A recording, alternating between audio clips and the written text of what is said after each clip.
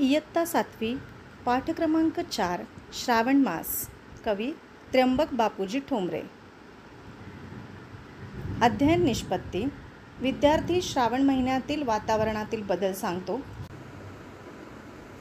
2. विद्यार्थी श्रावण महिन्याचे महत्त्व सांगतो. 3. विद्यार्थी श्रावण महिन्यातील सण वर्गात साजरे करतो. आणि 4. मराठी महिन्यातील सणांचा व ऋतुबदलांचा संबंध सांगतो. त्र्यंबक बापूजी ठोंबरे म्हणजेच बालकवी हे निसर्गकवी म्हणूनही प्रसिद्ध आहेत. बालवयातच त्यांनी कविता लेखनाला प्रारंभ केला. 1907 साली जळगाव येथे झालेल्या कवी संमेलनात त्यांना बालकवी म्हणून संबोधण्यात आले. बालकवींची कविता हा काव्यसंग्रह प्रसिद्ध आहे. प्रस्तुत कवितेत कवीने श्रावण महिन्यातील निसर्गसृष्टीचे विलोभनीय व सुंदर वर्णन केले आहे.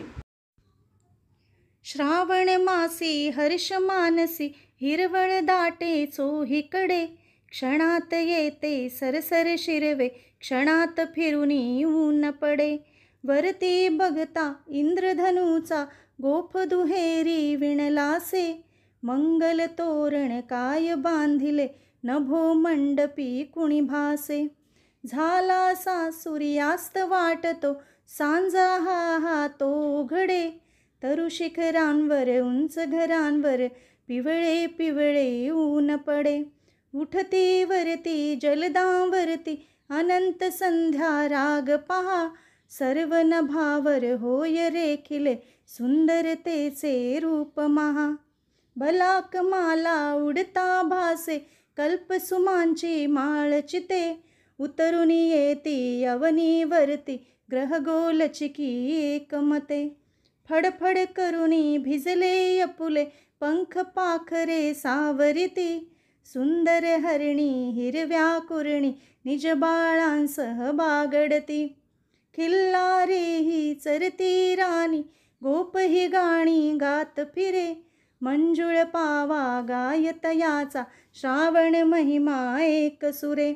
सुवर्ण चंपक फुलला विपिनी रम्य केवडा दरवळला, पारिजात ही बघता भामा रोषमणीचा मावळला.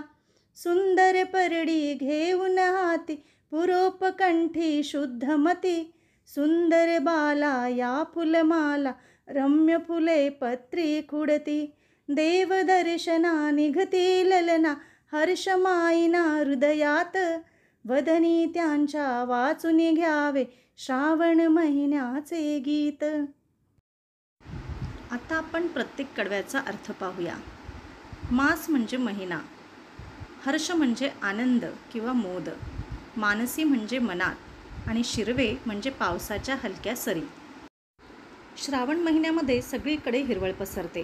क्षणात पावसाच्या सरी येतात तर क्षणात ऊन पडते आणि या सगळ्या सुंदर आणि प्रसन्न वातावरणामुळे मनाला खूप आनंद होतो. इंद्रधनु म्हणजे इंद्रधनुष्य, गोफ म्हणजे रंगीत धाग्यांची वीण, दुहेरी म्हणजे दोन्ही बाजूंनी, मंगल म्हणजे पवित्र, नभोमंडपी म्हणजे आकाशाच्या मंडपात आणि भासे म्हणजे असे वाटते. श्रावण महिन्यामध्ये ऊन पावसाचा खेळ चाललेला असताना आकाशामध्ये सुंदर इंद्रधनुष्य पाहायला मिळते. हे पाहून कवीला असे वाटते की जणू काही ह्या आकाशाच्या मंडपाला कुणीतरी पवित्र असे तोरणच बांधले आहे.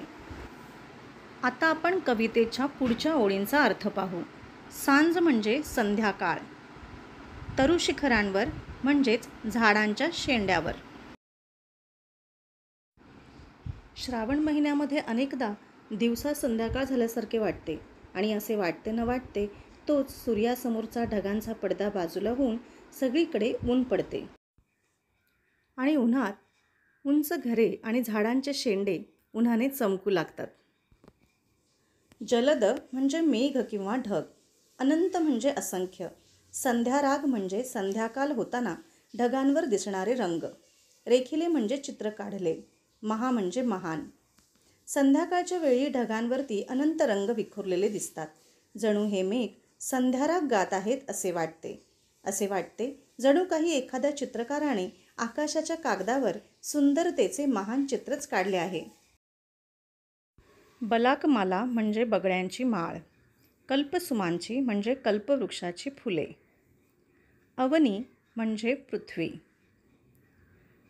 आकाशातील बगळ्यांची माळ पाहून असे वाटते की हा कल्पसुमनांचा हारच आहे आणि ते पृथ्वीवर उतरताना असे वाटते जणू अंतराळातील ग्रहगोलच एकमताने पृथ्वीवर उतरले आहेत.